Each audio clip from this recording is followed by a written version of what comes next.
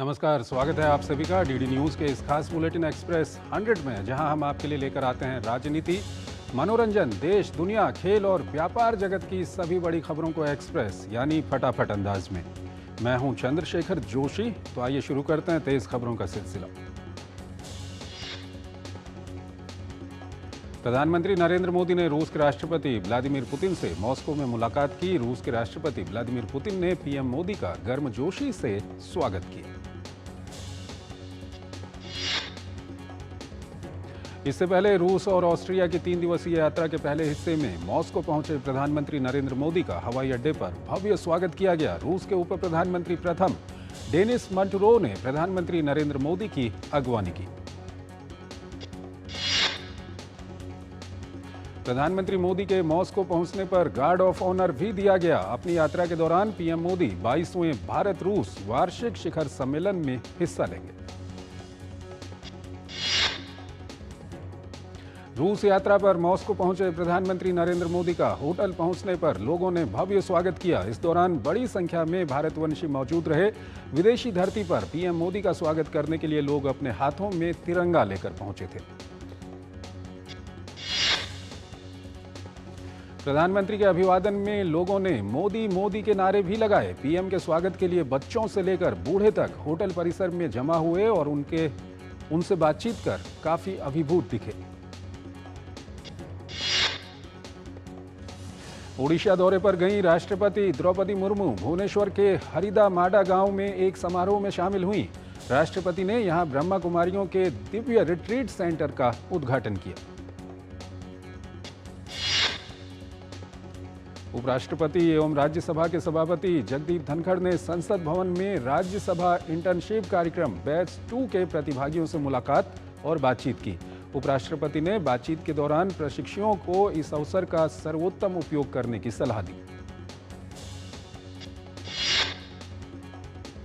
झारखंड में हेमंत सोरेन मंत्रिमंडल का विस्तार कर 11 नए कैबिनेट मंत्रियों को शपथ दिलाई गई। रांची के राजभवन में एक कार्यक्रम में राज्यपाल सीपी राधाकृष्णन, पूर्व मुख्यमंत्री चंपई सोरेन समेत 11 कैबिनेट मंत्रियों को पद और गोपनीयता की शपथ राज्यपाल ने दिलाई। इससे पहले झारखंड के मुख्यमंत्री हेमंत सोरेन सरकार ने विधानसभा में विश्वास मत हासिल किया। सरकार द्वारा पेश विश्वास मत के प्रस्ताव के समर्थन में 45 मत पड़े, जबकि विरोध में 0 रहा। जम्मू कश्मीर के कठुआ के माचेड़ी इलाके में सेना के काफिले पर आतंकवादियों ने हमला किया, जिसमें सेना के 4 जवान शहीद हो गए, जबकि 6 जवान घायल हैं। भाजपा प्रवक्ता शहजाद पूनावाला ने राहुल गांधी पर हाथरस और मणिपुर दौरे के नाम पर राजनीति करने का आरोप लगाया है। पूनावाला ने कहा कि तमिलनाडु में शराब से कई दलितों ने अपनी जान गंवा दी और वहां एक बीएसपी नेता की हत्या कर दी गई। दलितों की बात करने वाले राहुल गांधी वहां जाने से क्यों बच रहे हैं? कांग्रेस सांसद राहुल गांधी के मणिपुर दौरे पर भाजपा सांसद रविशंकर प्रसाद ने निशाना साधा। उन्होंने कहा कि मणिपुर एक संवेदनशील विषय है, लेकिन राहुल गांधी इसका राजनीतिकरण कर रहे हैं। छत्तीसगढ़ कोयला परिवहन लेवी घोटाला मामले में एसीबी और ईओडब्ल्यू ने एक बार फिर से 3 अलग-अलग एफआईआर दर्ज की हैं, जिसमें निलंबित आईएएस रानू साहू, समीर बिश्नोई और निलंबित राज्य प्रशासनिक सेवा अधिकारी सौम्या चौरसिया के खिलाफ एफआईआर दर्ज हुई है। दिल्ली प्रदेश अध्यक्ष वीरेंद्र सचदेवा के निर्देशानुसार राजकुमार भाटिया को दिल्ली प्रदेश उपाध्यक्ष और विष्णु मित्तल को प्रदेश महामंत्री नियुक्त किया गया है। ये नियुक्ति भाजपा में तत्काल प्रभाव से लागू हो गई है। श्री अमरनाथ यात्रा के 5,803 तीर्थयात्रियों का एक और जत्था श्रीनगर से बालटाल और पहलगाम मार्गों के लिए रवाना हुआ। 88 वाहनों का पहला सुरक्षा काफिला 1862 यात्रियों को लेकर उत्तरी कश्मीर के बालटाल बेस कैंप के लिए रवाना हुआ। अमरनाथ यात्रा के लिए 3,941 यात्रियों का दूसरा जत्था 130 वाहनों के दूसरे काफिले में पहलगाम बेस कैंप के लिए रवाना हुआ। 9 दिन में 1,82,000 से ज्यादा श्रद्धालुओं ने बाबा बर्फानी के दर्शन किए। बीएसएफ ने पंजाब में फिरोजपुर के समीपवर्ती भानेवाला गांव में 2 व्यक्तियों को नशीले पदार्थ के साथ गिरफ्तार किया है। संदिग्ध व्यक्तियों से तलाशी के दौरान जवानों ने नशीले पदार्थों के 2 पैकेट और 3 मोबाइल फोन बरामद किए, जो ट्रैक्टर के हुड की जेब में छिपाए गए थे। पंचकुला के पिंजौर के पास पहाड़ी क्षेत्र में हरियाणा रोडवेज की बस पलट गई, जिसमें 40 से ज्यादा स्कूल के बच्चे घायल हो गए हैं। घायलों को पिंजौर के अस्पताल और पंचकुला के अस्पताल में भर्ती कराया गया। झारखंड में भाजपा नेता वेद प्रकाश सिंह को गोली लगने के बाद कानून व्यवस्था की नाकामयाबी के मुद्दे पर भाजपा ने विरोध जताया है। ओडिशा के पुरी में आयोजित 2 दिवसीय भगवान जगन्नाथ रथ यात्रा के दूसरे दिन बड़ी संख्या में श्रद्धालु एकत्रित हुए। उत्तराखंड के मुख्यमंत्री पुष्कर सिंह धामी ने चमोली के गोपेश्वर में वरिष्ठ भाजपा कार्यकर्ता अनुसुईया प्रसाद भट्ट से उनके आवास पर मुलाकात की और उन्हें सम्मानित किया। उत्तराखंड में रुक रुक कर हो रही बारिश के कारण जनजीवन बुरी तरह प्रभावित है। बारिश के कारण भूस्खलन से कुछ राष्ट्रीय राजमार्गों सहित ग्रामीण क्षेत्रों को जाने वाले संपर्क मार्ग बाधित हुए हैं।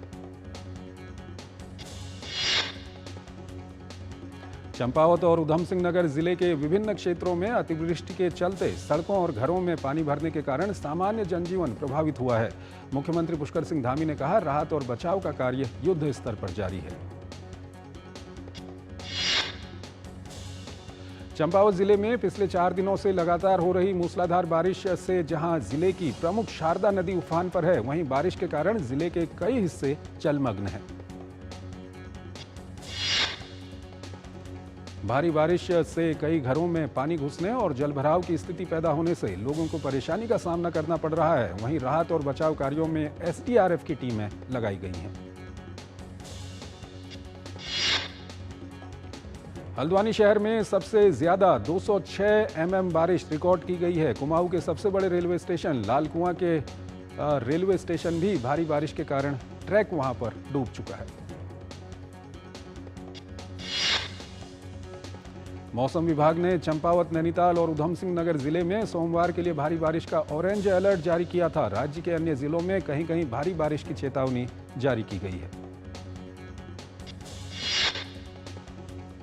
मुंबई में भारी बारिश से जनजीवन अस्त व्यस्त हो चुका है। रविवार से रात से लेकर सोमवार के सुबह तक करीब 300 मिलीमीटर से ज्यादा बारिश दर्ज की गई।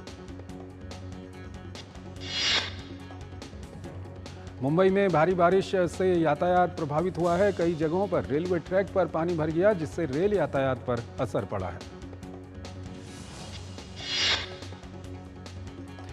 बीएमसी ने सरकारी और निजी स्कूलों में पहले सत्र के लिए अवकाश घोषित कर दिया है। साथ ही मुंबई विश्वविद्यालय ने भारी बारिश के कारण सोमवार को होने वाली दूरस्थ एवं मुक्त शिक्षा केंद्र की सभी परीक्षाएं स्थगित कर दी।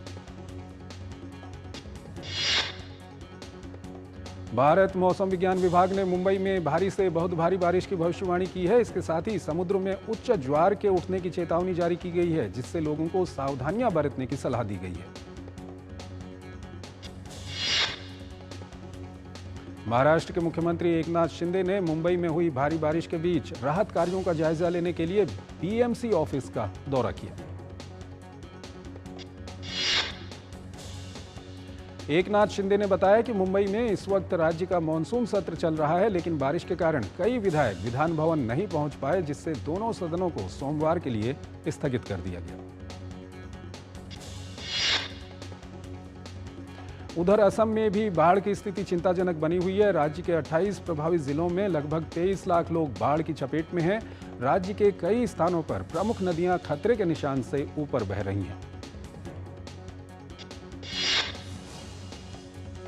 असम के कछार, कामरूप, धुबरी, नौगांव, गोलपाड़ा, बारपेटा, डिब्रूगढ़, बोंगाईगांव, लखीमपुर, जोरहाट बाढ़ प्रभावित जिलों में शामिल हैं। 3 जिलों कामरूप महानगर, कामरूप और डिब्रूगढ़ के शहरी इलाकों में भी बाढ़ का अलर्ट है।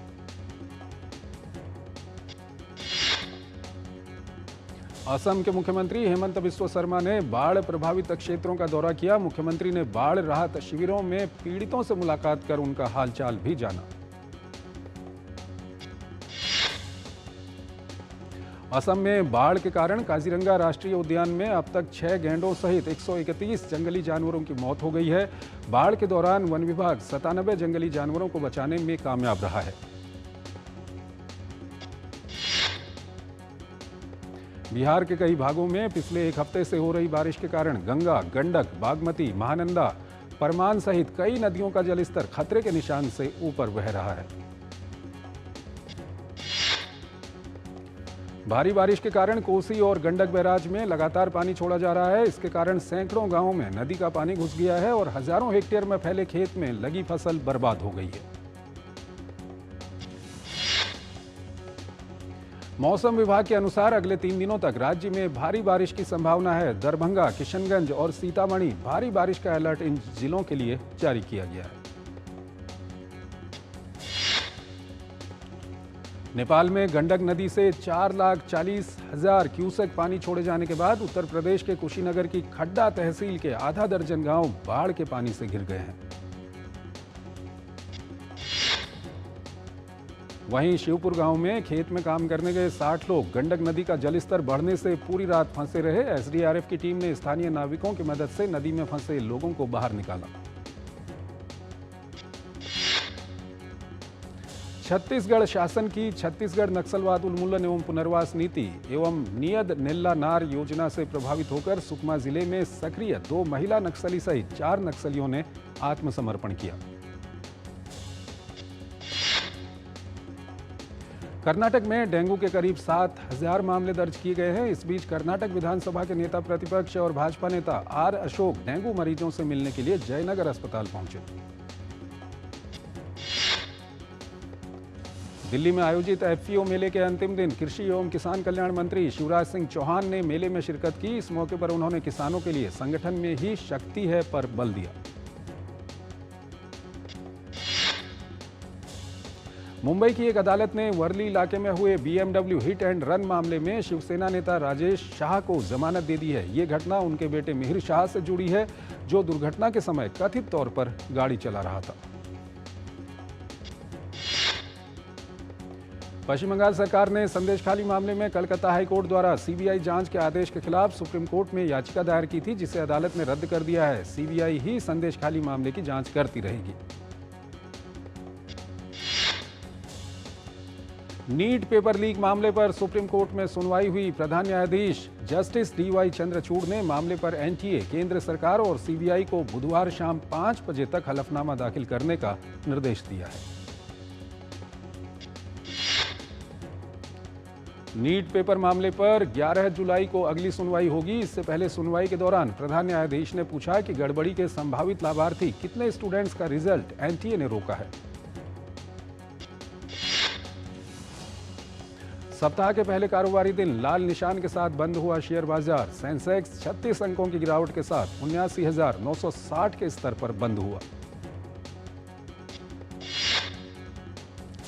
वहीं दूसरी तरफ निफ्टी में भी दर्ज की गई गिरावट। निफ्टी 3 अंकों की मामूली गिरावट के साथ 24,321 पर बंद हुआ। भारत में रोजगार की स्थिति पर सिटी ग्रुप द्वारा जारी की गई हालिया शोध रिपोर्ट का केंद्र सरकार ने खंडन किया है। इस रिपोर्ट में अनुमान लगाया गया है कि भारत 7% की विकास दर के साथ भी पर्याप्त रोजगार के अवसर पैदा करने के लिए संघर्ष करेगा। मूसलाधार बारिश की चपेट में मुंबई एयरपोर्ट। लगभग 42 इंडिगो उड़ानें, 6 air India flights, 2 alliance air flights और एक कतर एयरवेज फ्लाइट रद्द की गई। ओला सीईओ भाविश अग्रवाल ने इन्फोसिस के को फाउंडर नारायण मूर्ति के हर हफ्ते 70 घंटे काम करने वाले बयान को अपना समर्थन दिया है। उन्होंने कहा कि वो खुद दिन में 20 घंटे काम करते हैं। सोने की कीमत में हुआ इजाफा। सोने की कीमत 100 रुपये बढ़कर 73,410 रुपये प्रति 10 ग्राम हो गई। सेबी ने एसके फाइनेंस के प्रस्तावित आईपीओ को रोक दिया है। एसके फाइनेंस वाहन वित्त और व्यवसाय ऋण पर आधारित एक गैर बैंकिंग वित्त कंपनी है। प्रधानमंत्री नरेंद्र मोदी नीति आयोग की 27 जुलाई को होने वाली 9वीं संचालन परिषद की बैठक की अध्यक्षता करेंगे। गौरतलब है कि बैठक में 2047 तक भारत को विकसित बनाने से जुड़े दस्तावेज पर चर्चा होगी। एसबीआई ने बजट से संबंधित एक रिपोर्ट प्रकाशित की है। इस रिपोर्ट में राजकोषीय घाटे का लक्ष्य लगभग 4.9% रखने का सुझाव दिया गया है। एसबीआई के आर्थिक शोध विभाग ने अपनी जारी रिपोर्ट में कहा है कि सरकार को सार्वजनिक क्षेत्र के बैंकों में विनिवेश को आगे बढ़ाना चाहिए क्योंकि वो अच्छी स्थिति में है। फ्रांस के चुनाव में वामपंथी दलों के गठबंधन को सबसे ज्यादा सीटों पर जीत मिली है। फ्रांस के चुनाव से एक महीने पहले तक इस गठबंधन का कोई अस्तित्व नहीं था। चुनाव के ऐलान के बाद सबको चौंकाते हुए कई दलों ने साथ आकर न्यू पॉपुलर फ्रंट बनाया और इस अलायंस ने फ्रांस की संसद में सबसे ज्यादा सीटें जीत ली। फ्रांस में अगला प्रधानमंत्री भी इसी फ्रंट से होने की उम्मीद की जा रही है। इस चुनाव में एनएफपी ने राष्ट्रपति इमैनुअल मैक्रों के मध्यमार्गी गठबंधन को दूसरे और धुर दक्षिणपंथी को तीसरे स्थान पर धकेल दिया है। दूसरे चरण के चुनाव नतीजों पर नजर डालें तो 577 सदस्यीय संसद में वाम दलों के गठबंधन न्यू पॉपुलर फ्रंट को 182, राष्ट्रपति मैक्रों के सत्ताधारी गठबंधन एनसेम्बल के गठबंधन को 168 उम्मीदवार इस गठबंधन के जीतने में सफल रहे। दक्षिणपंथी नेता मैरीन ले पेन की धुर दक्षिणपंथी नेशनल रैली पार्टी और उसके सहयोगियों को पहले दौर के चुनाव के बाद जीत की उम्मीद थी। चुनाव नतीजों के बाद फ्रांस के प्रधानमंत्री गैब्रियल अताल ने अपने इस्तीफा राष्ट्रपति को सौंप दिया, लेकिन उन्होंने इसे मंजूर नहीं किया। नेशनल रैली के अध्यक्ष ने पार्टी को मिली ऐतिहासिक बढ़त को महत्वपूर्ण बताया। नेशनल रैली की तरफ से प्रधानमंत्री पद के उम्मीदवार जॉर्डन बारडेला ने राष्ट्रपति मैक्रों पर फ्रांस को अनिश्चितता और अस्थिरता में धकेलने का आरोप लगाया गया है। हिंद प्रशांत क्षेत्र में बढ़ते तनाव के बीच फिलीपींस और जापान के बीच बड़ा समझौता हुआ है। इसके तहत दोनों देश एक दूसरे के क्षेत्र में अपनी सेना तैनात कर सकेंगे। जापानी विदेश मंत्री योको कामिकावा ने युद्ध प्रशिक्षण और आपदा प्रतिक्रिया के लिए उपकरणों और सैनिकों के प्रवेश को आसान बनाने वाले समझौते को एक ऐतिहासिक उपलब्धि बताया। जापान द्वारा किसी एशियाई देश के साथ इस तरह का पहला समझौता है। फिलीपींस और जापान दोनों अमेरिका के दो मजबूत सहयोगी देश हैं और दक्षिण चीन सागर में चीन की बढ़ती आक्रामकता के खिलाफ एक मजबूत रुख अपनाए हुए हैं।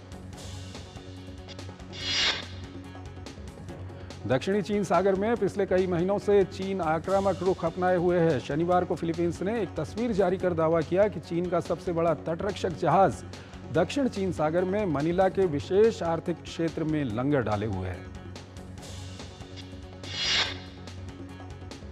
चीन दक्षिण चीन सागर के अधिकतर हिस्सों पर अपना दावा ठोंकता रहा है। 2016 में हेग स्थित स्थायी मध्यस्थता न्यायालय ने बीजिंग के दावे को यह कहते हुए खारिज कर दिया था कि उसके व्यापक समुद्री दावों का कोई कानूनी आधार नहीं बनता है। बेरिल तूफान का कहर लगातार जारी है। श्रेणी 4 का यह तूफान श्रेणी 5 में तब्दील हो गया था, लेकिन अब यह फिर से श्रेणी 1 में बदल चुका है। पिछले हफ्ते कैरिबियन द्वीप समूहों और मैक्सिको के युकाटन में भयंकर तबाही मचाने के बाद बेरिल अब टेक्सास में दस्तक दे चुका है। टेक्सास के कई इलाकों में 80 मील प्रति घंटे की रफ्तार से हवाएं चल रही हैं। पूर्वी टेक्सास के अधिकांश हिस्सों में तूफानी लहरों और बवंडर के कारण खौफनाक मंजर है। कई इलाकों में भारी बारिश के कारण भूस्खलन भी देखने को मिला है। सड़कें जलमग्न हो गई हैं। ऑस्टिन, कॉर्पस क्रिस्टी, हार्लिंगन और ह्यूस्टन जैसे क्षेत्रों में कई उड़ानें रद्द कर दी गई हैं। बंदरगाहों के बंद होने के कारण आयात निर्यात भी प्रभावित है। टेक्सास में तूफान के आने से पहले ही लोगों ने तैयारियां शुरू कर दी थीं। सावधानी के तौर पर लोग अपने घरों से बाहर नहीं निकल रहे हैं। टेक्सास के बाद मंगलवार सुबह बेरिल उत्तर पश्चिम लुइजियाना और अरकानसस पहुंचेगा। नेशनल वेदर सर्विस के अनुसार कई इलाकों में मूसलाधार बारिश होने का पूर्वानुमान लगाया गया है। भारतीय पुरुष हॉकी टीम पेरिस 2024 ओलंपिक के लिए रवाना हो चुकी है। ओलंपिक से पहले भारतीय हॉकी टीम 3 दिवसीय शिविर के लिए स्विट्जरलैंड की यात्रा करेगी। भारतीय क्रिकेट में दादा के नाम से मशहूर पूर्व कप्तान सौरव गांगुली ने अपना 52वां जन्मदिन मनाया। बीसीसीआई ने एक्स पर पोस्ट कर सौरव गांगुली को जन्मदिन की बधाई दी। भारत के steeple chase athlete Avinash Sable ने डायमंड लीग में अपने पिछले रिकॉर्ड को तोड़ा। अविनाश 6ठे स्थान पर रहे। महिला वुशु लीग के नॉर्थ जोन के मुकाबले पटियाला में आयोजित होंगे। अंतर्राष्ट्रीय वुशु खिलाड़ी आयरा चिश्ती और कोमल नागर इनमें आकर्षण का मुख्य केंद्र होंगी। अर्जेंटीना फुटबॉल टीम कनाडा के खिलाफ होने वाले कोपा अमेरिका सेमीफाइनल से पहले तैयारियों में जुटी हुई है। फ्रांस की टीम यूरो कप सेमीफाइनल में स्पेन से भिड़ने के लिए म्यूनिख पहुंच चुकी है। स्पेन की टीम फ्रांस के खिलाफ होने वाले यूरो कप के सेमीफाइनल मैच से पहले अभ्यास में जुटी हुई है। स्पेनिश फुटबॉल संघ ने महिला फुटबॉल टीम की कोच मॉन्से टोम का करार अगस्त 2025 तक बढ़ा दिया है। वो स्विट्जरलैंड में होने वाली यूरो चैंपियनशिप तक कोच बनी रहेंगी। विंबलडन में चौथी वरीयता प्राप्त एलिना रायबाकिना ने क्वार्टर फाइनल में जगह बना ली है। राउंड ऑफ 16 में रायबाकिना की विरोधी रिटायर हो गई।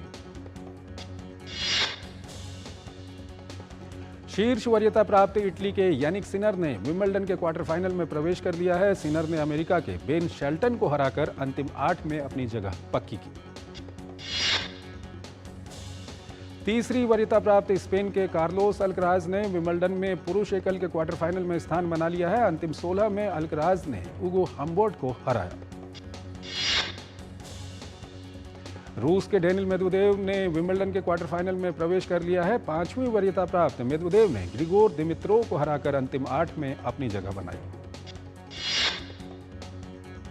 13वीं वरीयता प्राप्त टॉमी पॉल ने विंबलडन के क्वार्टर फाइनल में अपनी जगह पक्की कर ली है। प्रतियोगिता के अंतिम 16 में अमेरिका के टॉमी पॉल ने स्पेन के खिलाड़ी को हराकर अंतिम 8 में प्रवेश करने में सफलता हासिल की। वहीं विंबलडन के महिला एकल मैच में एक बड़ा उलटफेर देखने को मिला। अंतिम 16 में खेले गए मैच में दूसरी वरीयता प्राप्त अमेरिका की कोको गॉफ को अपने हमवतन एमा नवेरो के हाथों हार झेलनी पड़ी। विंबलडन में ही खेले गए महिला एकल के एक और प्री क्वार्टर फाइनल मैच में डोना वेकेस ने जीत दर्ज करते हुए अगले दौर में प्रवेश कर लिया। फिल्म कल्कि 2898 एडी ने महज 11 दिनों में ही सभी भाषाओं को मिलाकर भारत में 507 करोड़ का कारोबार कर डाला है। अनन्या पांडे की चचेरी बहन अलाना पांडे ने बेटे को जन्म दिया। मौसी बनने पर अनन्या ने खुशी जाहिर की। पॉपुलर इंस्टाग्राम इन्फ्लुएंसर करण सोनवड़े फिल्म 1, 2, 3, 4 के जरिए मराठी फिल्म में डेब्यू करने वाले हैं। अब फिल्म का टीजर जारी कर दिया गया है। एस शंकर के निर्देशन में बन रही फिल्म गेम चेंजर की शूटिंग हुई पूरी। अभिनेता रामचरण ने तस्वीरें शेयर कर दी खुशखबरी। अभिनेत्री और मंडी लोकसभा क्षेत्र से सांसद कंगना रनौत ने दिवंगत अदाकारा मीना कुमारी के लिए एक दिल छू लेने वाला पोस्ट किया है। अभिनेता रितेश देशमुख ने ओटीटी डेब्यू को लेकर बात की। उन्होंने बताया कि वो लंबे समय से ओटीटी की दुनिया में कदम रखने को उत्सुक थे, लेकिन उन्हें सही स्क्रिप्ट और विषय नहीं मिल रहा था। 21 जून को नेटफ्लिक्स पर रिलीज हुई फिल्म महाराज को लेकर एक्टर जयदीप अहलावत ने खुलासा किया कि उन्होंने इस फिल्म के लिए महज 5 महीनों में 26 किलो वजन कम किया है। अभिनेत्री नोरा फतेही 8 साल बाद फिल्म मटका के जरिए तेलुगु सिनेमा में कमबैक करने जा रही हैं।